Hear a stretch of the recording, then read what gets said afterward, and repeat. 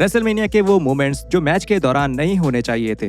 Number 10, Shane McMahon tears his squad, WrestleMania 39। WrestleMania 39 में एक हैरान कर देने वाली वापसी हुई जब शेन मैकमैन डब्ल्यूडब्ल्यूई में वापस आए और उन्होंने द मिज को चुनौती दी। ऑडियंस ने जोर शोर से मैकमैन का स्वागत किया, लेकिन जल्द ही ये खुशी चिंता में बदल गई जब मैकमैन दर्द में मैट पर पड़े हुए थे।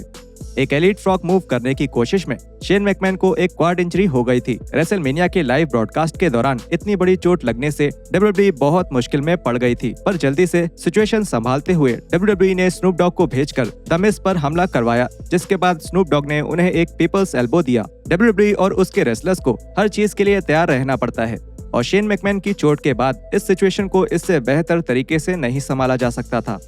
Number 9, the blade jobs, WrestleMania 8। 90s की शुरुआत में डब्ल्यूडब्ल्यूई की एक सख्त नो ब्लड पॉलिसी थी और ये बोर्ड के हर एक रेसलर पर लागू होती थी। लेकिन रेसलमेनिया 8 में वो दो रेसलर्स को लगा कि थोड़ा सा खून खराबा उनके मैच को और निखार देगा। पहला तो ब्रेट हार्ट और रॉडी पाइपर के मैच के दौरान हार्ट ने खुद को ब्लेड कर लिया और उन्होंने वो इतनी बखूबी किया कि सबको लगा कि उन्हें सच में चोट लग गई थी, जिसकी वजह से वो फाइन देने से भी बच गए और न ही उन्हें कोई सजा मिली। लेकिन ऐसा रिक फ्लेयर के लिए नहीं कहा जा सकता, क्योंकि उन्होंने भी माचो मैन के साथ अपने टाइटल शोडाउन मैच के दौरान ब्लेड करने का फैसला किया। लेकिन ये बिल्कुल साफ दिख रहा था कि फ्लेयर ने ही खुद ऐसा किया है और इसी वजह से विंस मैकमैन ने दोनों रेसलर्स के ऊपर लगभग $5 लाख का फाइन लगाया।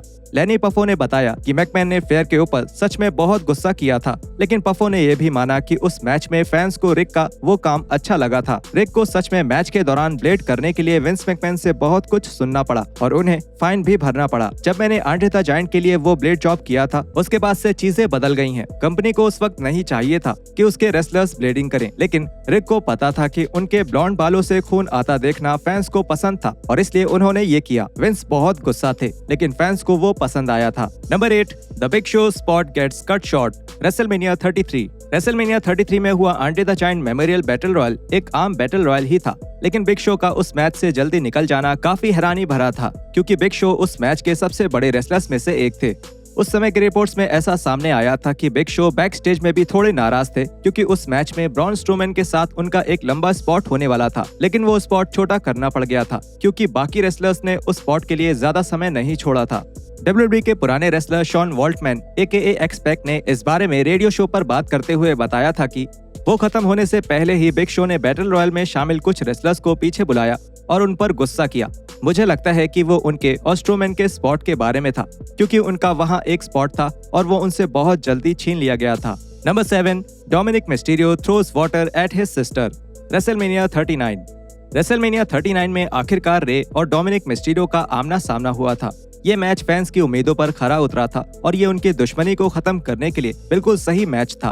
अब रेसलमेनिया 39 के इस मैच के बारे में एक मजेदार बात यह है कि डोमिनिक ने ऑफ स्क्रिप्ट जाकर अपनी बहन के ऊपर पानी फेंका था।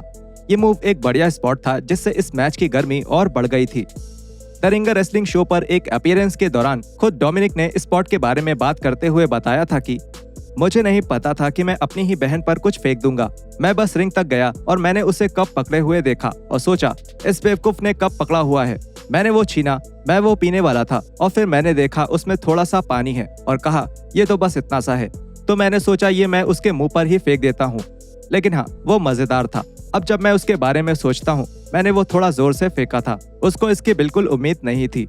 बहुत मजा आया था। मुझे उम्मीद है मुझे और भी ऐसी चीजें करने को मिले जिससे वो लोग परेशान हो, क्योंकि मुझे बहुत मजा आता है। Number 6, Raven almost cuts the power, WrestleMania 17। शुरुआत से लेकर अंत तक रेसलमेनिया 17 में सभी चीजों ने एक साथ मिलकर एक शानदार और फैंस को पसंद आने वाला एक पेपर व्यू इवेंट दिया। इस शो के कुछ अंडररेटेड मैचेस में से एक था केन, बिग शो और रेवन के बीच हार्डकोर टाइटल के लिए हुआ मैच। इस मैच के एक इनफेमस स्पॉट में रेवन बैक स्टेज में एक गोल्फ कार्ट को एक नकली दीवार में मारते हुए दिखे थे और इस दीवार के पीछे पूरी बिल्डिंग का पावर सर्किट मौजूद था।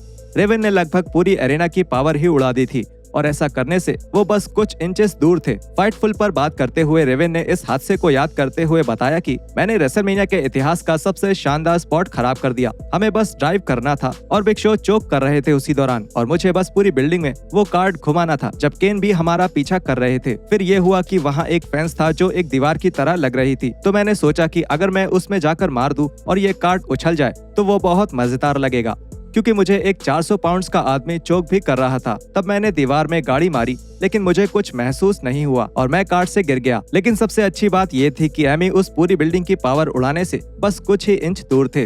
Number 5, pyro accident WrestleMania 24। WrestleMania में हमेशा ही बहुत शानदार पायरो एक्ट्स होते हैं, लेकिन 2008 में रेसलमेनिया 24 के दौरान जो पायरो इस्तेमाल किया गया था उसमें एक बहुत बड़ी गलती हो गई थी। जब अंडरटेकर मेन इवेंट में एज को हराकर वर्ल्ड चैंपियन बने थे, उसके बाद एक शानदार पायरो एक्ट हुआ था, लेकिन दुर्भाग्य से कुछ पटाखों में मेल फंक्शन हो गया और वो फैंस के एक ग्रुप के ऊपर ही गिर गया। ऐसा माना जाता है कि लगभग 40 फैंस को इस हादसे में इंजरी हुई थी और कुछ फैंस तो जल भी गए थे। अपनी इंजरीज की वजह से 3 फैंस को एम्बुलेंस में हॉस्पिटल भेजना पड़ा था और इस हादसे पर मीडिया की इतनी ज्यादा नजर थी कि डब्ल्यूडब्ल्यूई को मजबूरन एक बयान जारी करना पड़ा था। हम इस हादसे की जांच कर रहे हैं और हर मुमकिन कोशिश कर रहे हैं ये पता लगाने की कि ऐसा क्यों हुआ था, और हम पूरी कोशिश करेंगे कि आगे कभी ऐसा ना हो। हम उन सब से माफी मांगते हैं जिन्हें इस हादसे के दौरान चोट लगी थी। हमें बस एक ही बात की शांति है और वो ये कि इस दौरान जिनको भी चोट लगी वो ज्यादा गंभीर नहीं थी। नंबर 4, पापा शैंगोस टाइमिंग ब्लंडर रेसलमेनिया 8। रेसलमेनिया 8 के मेन इवेंट ने कुछ खास असर नहीं किया था। इस शो का मेन इवेंट हल्क होगन और सिड के बीच एक आम मैच जैसा ही था, जिसमें एक डिस्क्वालिफिकेशन की वजह से होगन जीत गए थे। इस मैच में कोई खास बात नहीं थी, एक रेसलमेनिया मेन इवेंट के लायक तो बिल्कुल नहीं। इस मैच का फिनिश कुछ इस तरह से प्लान किया गया था, जिसमें पापा शैंगो होगन के एक पिन अटेम्प्ट को नाकाम करने वाले थे, लेकिन वो समय पर बाहर नहीं आ पाए, जिसकी वजह से सिड को खुद ही उस अटेम्प्ट से किक आउट करना पड़ा था। चार्ल्स राइट ने शेड्यूल्ड फॉर 2 फॉल्स के दौरान इस बारे में बात करते हुए बताया कि आखिर इस मैच में क्या गलत हुआ था। दिक्कत ये थी कि उन्हें पता था कि मैं बिल्कुल नया हूँ, तो उन्होंने कहा कि बाहर मत जाना जब तक हम तुम्हें जाने के लिए नहीं कहेंगे, और इसीलिए पता नहीं क्यों मुझे क्यों ही बाद में दिया गया, तो मुझे पता ही नहीं था। मैं वहाँ एक पर्दे की तरह खड़ा था, जैसे कि मैं किसी रेस में भागने के लिए तैयार था। फिर उन्होंने कहा जाओ जाओ, और मैं गया। लेकिन जब मैं वहाँ पहुँचा मैंने सोचा अरे नहीं, यहाँ क्या चल रहा है, क्योंकि मैं मॉनिटर्स नहीं देख रहा था। मैंने सालों तक इसके बारे में कुछ नहीं सुना, और फिर सालों बाद मैं कुछ ऑटोग्राफ साइनिंग्स कर रहा था जहाँ लोग बात कर रहे थे, अरे उस वक्त क्या हुआ था जब तुम अपना क्यूब भूल गए थे? और मैंने कहा क्या? नहीं, मैंने ऐसा नहीं किया। तुम क्या कह रहे हो? नंबर 3, अ बॉस्ड एंडिंग रेसलमेनिया 35। रेसलमेनिया 35 में डब्ल्यूडब्ल्यूई का विमेंस डिवीजन सेंटर स्टेज पर था, जब रोंडा राउसी, बेकी लिंच और शार्लेट फ्लेयर ने मेन इवेंट में हिस्सा लिया था। हालांकि लिंच को डब्ल्यूडब्ल्यूई में डुअल चैंपियन बनते हुए देखना बहुत शानदार था, लेकिन एक गलत फिनिश ने इस शानदार मोमेंट को कोने में कर दिया था। इस मैच के अंत में राउसी ने लिंच के ऊपर एक पाइपर्स पिट मूव करने की कोशिश करी, लेकिन ये कोशिश अचानक ही एक क्रूसीफिक्स पिन में बदल गया और इससे राउसी मैट पर ही पिन डाउन भी हो गई। यहाँ दिक्कत ये थी कि इस मैच का फिनिश इस तरह से नहीं होने वाला था और राउसी का कंधा साफ तौर पर ऊपर था। ये तो साफ नहीं हो पाया कि इस मैच का असली फिनिश कैसा होने वाला था, क्योंकि इसके बारे में बहुत अलग अलग रिपोर्ट्स सामने आई हैं। लेकिन कुछ रिपोर्ट्स के मुताबिक लिंच को फ्लेयर की जगह टैप आउट करना था, और वहीं कुछ रिपोर्ट्स का मानना है कि लिंच को राउसी को सबमिट करवाना था। Number 2, Mike Tyson goes of script WrestleMania 14। WrestleMania 14 के सबसे आइकॉनिक पलों में से एक में बॉक्सर माइक टायसन ने शॉन माइकल्स को नॉकआउट कर दिया था। ये तो एक स्क्रिप्ट किया हुआ स्पॉट था, लेकिन वो स्पॉट जब टायसन ने एचबीके के मुंह के ऊपर एक स्टोन कोल्ड टी शर्ट रखी थी, उससे बहुत विवाद हुआ था। ये स्पॉट शुरुआती रेसलमेनिया रनडाउन के प्लान में तो था, लेकिन एचबीके को लगा कि ये उनके लिए एक बेइज्जती होगी और इसलिए उन्होंने इस स्पॉट को हटाने की मांग करी। लेकिन टायसन ने फिर भी ये स्पॉट करने का फैसला किया, जिसकी वजह से जाहिर तौर पर एचबीके बहुत नाराज हो गए थे। एचबीके इस बात से इतना ज्यादा नाराज हो गए थे कि टायसन को शो के बाद वाले प्रेस कॉन्फ्रेंस में ही कन्फ्रंट करने जा रहे थे और शेन मैकमैन को उन्हें जबरदस्ती रोकना पड़ा था। Number 1, stone colds blade job WrestleMania 13।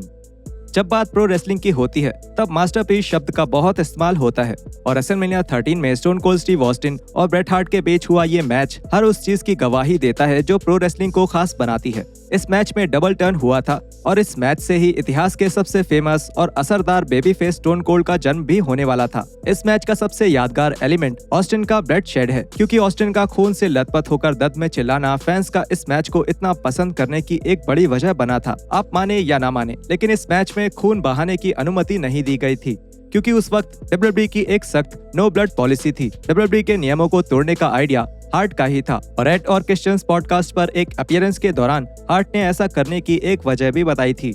मैंने कहा हम रेसलमेनिया पर कोई चांस नहीं ले सकते, मुझ पर भरोसा रखो और मुझे ये करने दो। उसने मुझ पर भरोसा किया।